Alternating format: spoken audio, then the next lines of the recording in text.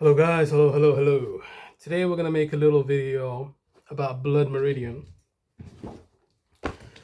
So I've been reading it like a lot more lately. Like I'm gonna make a much better review of the story because I made another video about blood meridian, but it wasn't so good because I didn't really explain the story. So in the first chapter, the boy is a boy.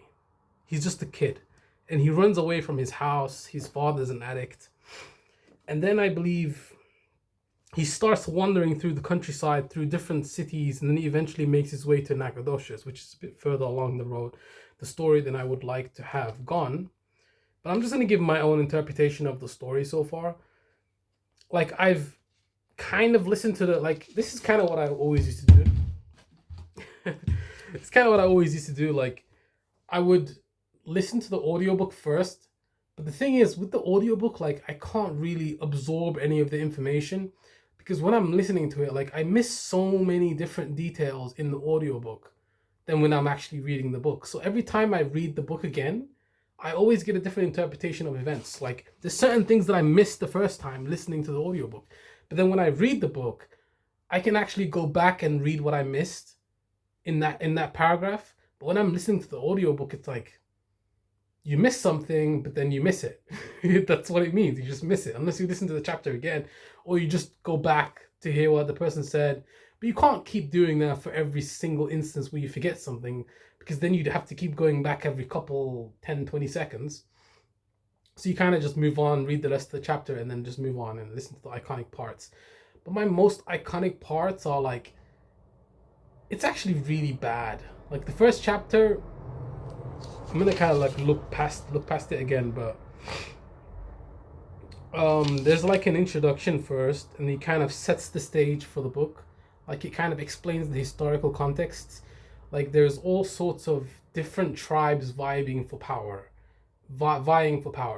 So this is in the backdrop of the Mexican American War, and then there's also the Comanches that are controlling a large part of the Mexican territory, and then there's also the Apache, and then there's the other nomadic tribes like the yeah, I don't remember all the names. You don't need to remember all the names, but there's like a really interesting character that I'm kind of getting across now, like that Sproul character. I think you meet him in chapter 5 after the Comanche massacre, which is in chapter 4.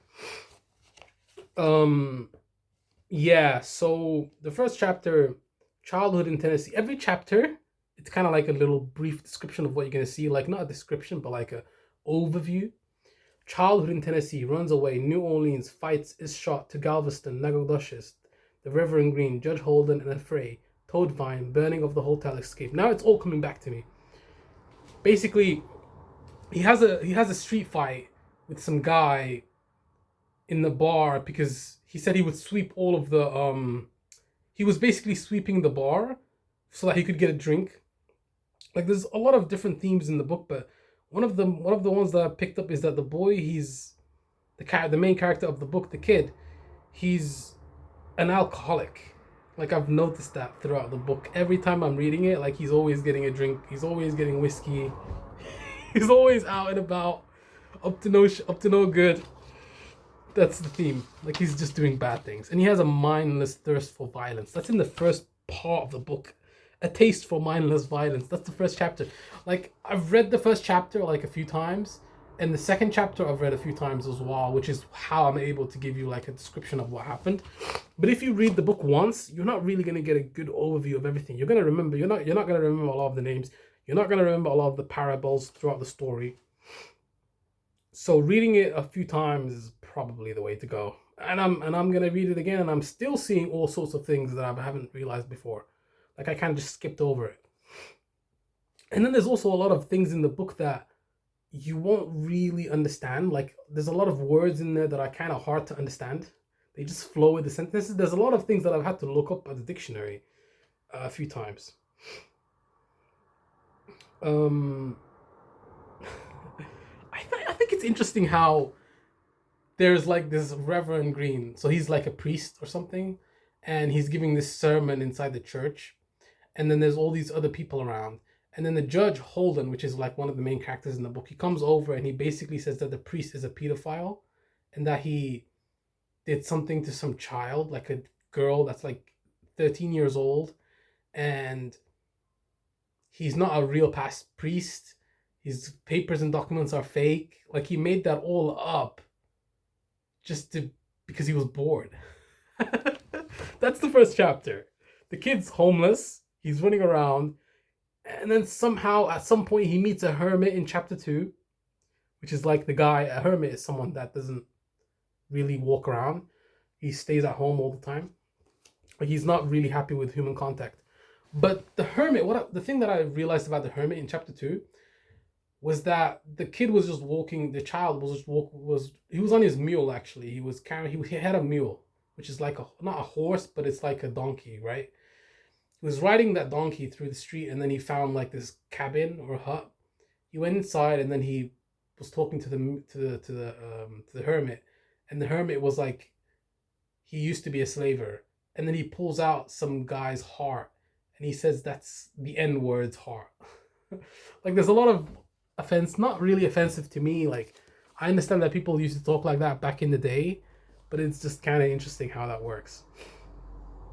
It's crazy. There's so many bad things happening in the book. It's just really bad. Egrets in their rockeries, white as candles among the moss. This is the first chapter. The wind has a raw edge to it and leaves hope by the roadside and skelter on in the night fields. He moves north through small settlements and farms, working for day wages and found. He sees a parricide hanged in a crossroads hamlet, and the man's friends run forward and pull his legs, and he hangs dead from his rope, while urine darkens his trousers. I'm assuming that some guy got hanged, because that's what I was wondering as well. Parricide, what is that? What's parricide?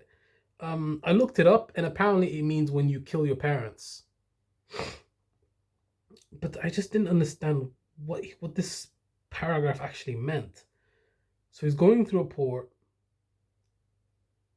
and then egrets in their rookeries, white as candles among the moss. The wind has a raw edge to it and leaves hope by the roadside, and skelter on in the night fields. He moves north through small settlements and farms, working for day wages and found. He sees a parricide hanged in a crossroads hamlet. What does that actually mean? A parricide hanged in a crossroads hamlet. Like, I understand parricide. Parricide, does that actually mean when you kill your parents? Like, it's the act of killing your parents, right? So some people killed their parents and hanged them in the car in the hamlet, and there was urine falling down the man's trousers. That's the first chapter. I guess it sets the stage for the story throughout the book, but still, this is so dark. He works in a sawmill. He works in a diphtheria pest house.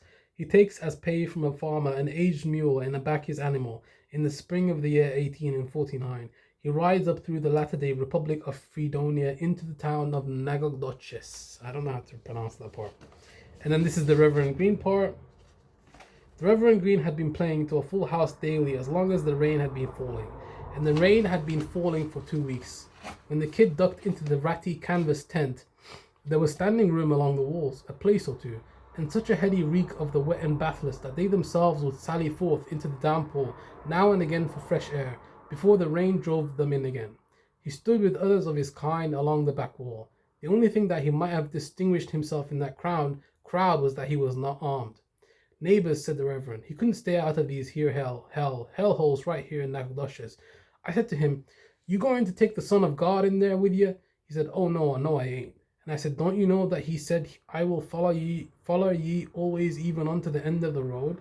So he's kind of giving a sermon to these people inside a canvas tent. Yeah. This chapter, I liked it. And then we got introduced to the character Judge Hold'em, which is like one of the main characters in the book. I'm just going to stop there because I don't want to ruin the book for you guys. And then he meets Toadvine, and then they beat up this guy together. They beat up a guy together, and they stole all his money. Toadvine is like a guy that's apparently he's got all these face tattoos. I think it's because he was a horse thief back in the day, and they branded his face with some kind of iron, whatever.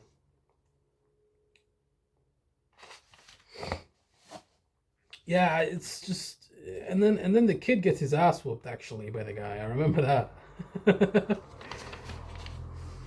Oh my god. Where's Sydney? Said the man in his suit of mud. In the bed, I reckon. They went on. Toadvine called the barman. The kid looked back. I wonder who gets all of the money that the book sales go for, like the revenue from the book. Like, I mean, Cormac McCarthy's dead now. If he was alive, he would be a billionaire. It's kind of sad how he got recognition towards after he dies. Like, it's interesting how that works, right? Across the prairie, a hermit, a nigger's heart. Shouldn't have said that. A stormy night, westward again. Cattle drovers, their kindness, onto the trail again. The dead car, San Antonio de Bexar, a Mexican cantina, another fight, the abandoned church, the dead in the sacristy at the ford, bathing in the river. What do I even remember about this chapter? I already explained the hermit, so I'm gonna move past that part. But I've only read the first couple of chapters, so I'm not gonna like give a full overview of the book. I'm just kind of giving you my impressions on the first couple of chapters. Yeah, the hermit, they were just talking like about some kind of philosophical stuff. Like the kid was just kind of down on his luck, and the hermit was being thankful for him bringing the water to him, and then he brings out his heart of some slave that he I mean, I don't understand why he thinks it's so. I mean, apparently he paid $500 or something like that for the slave, and then he took the heart out. How much money was it again? I completely forgot.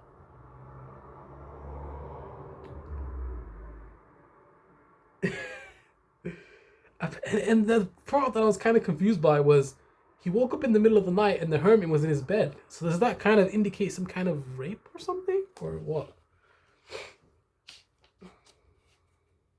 How much money was it again? $200, not $500.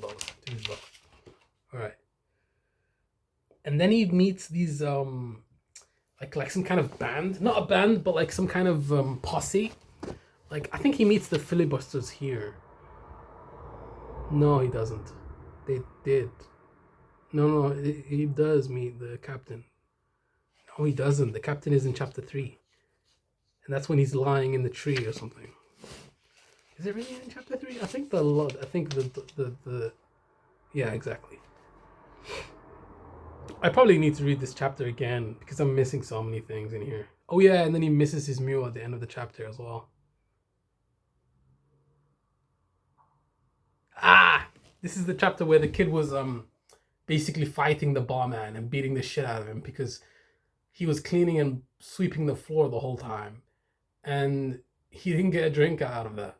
The barman told him to fuck off basically after he cleaned the whole place, swept everything, and basically told him to fuck off.